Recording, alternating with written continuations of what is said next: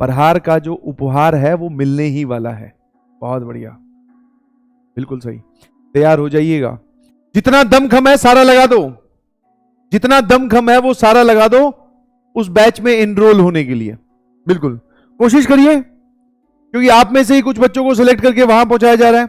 पूरी official announcement आपके लिए हो जाएगी, घबराने की कोई जरूरत नहीं है। बट हाँ, पिछले साल का जो प्रहार था उसमें ये होता था कि कुछ बच्चे जो है वो सेलेक्ट किए जाते थे, टॉपर्स जिनको आप बोल दो, ठीक है,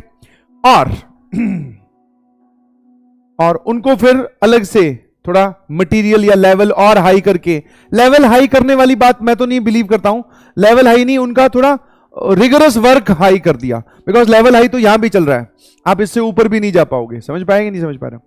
तो वहां पे क्या है, रिगरस वर्क कि हाँ ये दे दिया। वहां पर क्या है, आपके मॉनिटरिंग करनी पड़ेगी आपके रिजल्ट्स की, आपको बार बार टास्क दिए जाएंगे, ये कंप्लीट करो, अब ये कंप्लीट करो, अब ये कंप्लीट करो, अब ये वाला चीज करके दिखाओ। तो टास्क इतने ज्यादा दे दिए जाते हैं और उन्हीं बच्चों के लिए है जो उसको कर सकते हैं कैपेबिलिटी के साथ। समझ में आएंगे, नहीं समझ में आया? तो अच्छा, दो तीन छोटी छोटी बातें क्लियर कर दूं। दैट इज, ऐसा नहीं है कि पीडब्ल्यू जो है वो शफलिंग करता है, अच्छे बच्चों को अलग से पढ़ाकर सर हमें तो मौका ही नहीं दिया जा रहा है, हो सकता है एक टेस्ट है जिसमें मैं अच्छा नहीं परफॉर्म कर पाऊं तो क्या मैं प्रहार बैच में नहीं सिलेक्ट हो पाऊंगा? सर हो सकता है कि मेरे उसी में टेस्ट मार्क्स कम आ जाएं, बट वैसे मैं अच्छा स्टूडेंट हूं, मैं प्रहार बैच में नहीं सिलेक्ट हो पाऊंगा क्या? तो पहली चीज तो एक चीज हमेशा याद रखिएगा प्लीज, जो जेईई एडवांस में भी बच्चे सिलेक्ट हुए हैं, आपने वो देखा होगा सेलिब्रेशन, वहां पे आपने बहुत सारे बच्चों के इंटरव्यूज देखे, तो उन्होंने बोला कि मैं प्रहार बैच में सिलेक्ट हुआ था बट वापस आ गया। उन्होंने बोला मैं प्रहार बैच में सिलेक्ट हुआ था, ये अलग अलग बच्चों की स्टेटमेंट बता रहा हूं, मैंने वहां कंटिन्यू किया।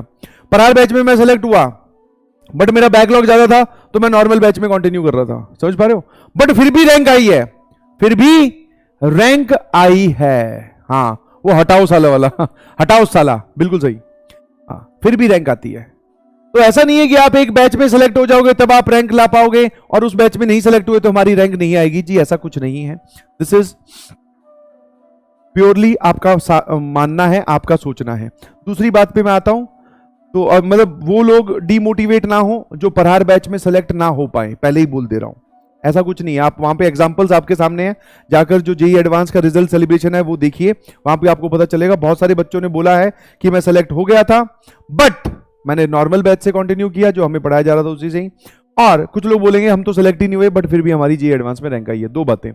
तीसरी बात में, अच्छा दूसरी बात पे आता हूं, दैट इज कि शफलिंग नहीं कर रहे हैं, ध्यान रखना, प्रीमियम ट्रीटमेंट नहीं दे रहे हैं किसी को।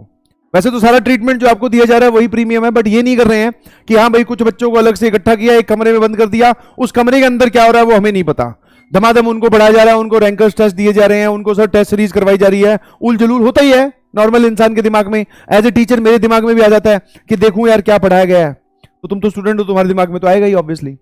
तो वो बात नहीं है, वो वाली बात यहां पर नहीं है। जो प्रहार बैच होगा उसका एक्सेस सभी को है, जो वहां पढ़ाया गया, जो नोट्स वहां बनवाए गए, जो चीजें वहां बताई गई वो आप भी देख सकते हैं।